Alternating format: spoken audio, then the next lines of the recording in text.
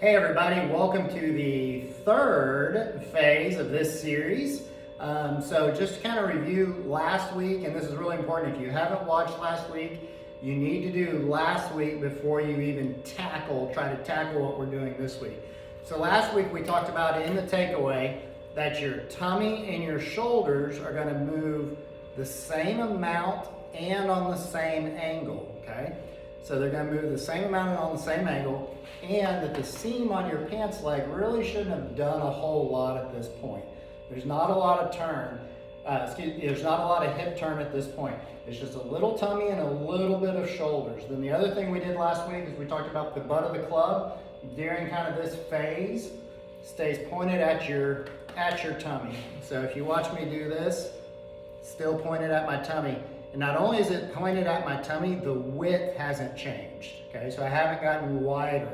I've stayed exactly the same. So that was last week, kind of our step one. So here is the step two. And again, if you don't know step one, step two is gonna be a disaster, okay? So make sure you get this correct.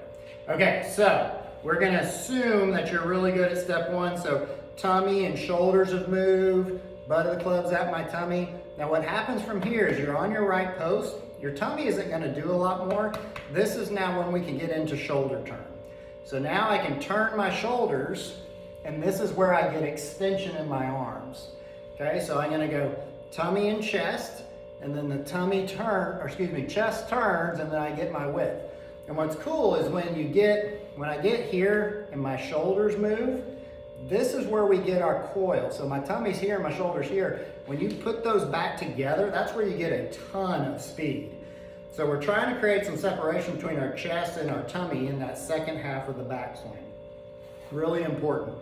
So just to review, okay. So we're assuming step one is good. So now when you go to step two, there's not a lot of movement from your tummy, not a lot of movement from down here. Your chest is gonna turn, and this is where you get your coil. This is where you get your width of the swing. This is the first time you can get wide.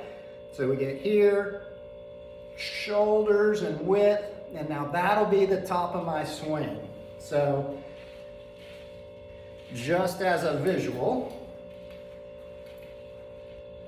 takeaway, now shoulders. So see the difference in how far those clubs have moved? That's how you can get some really crazy power. So I go to here, and then this takes over. So there's your coil in your golf swing. That's where your width happens in the golf swing. So we will see you next week. Thanks.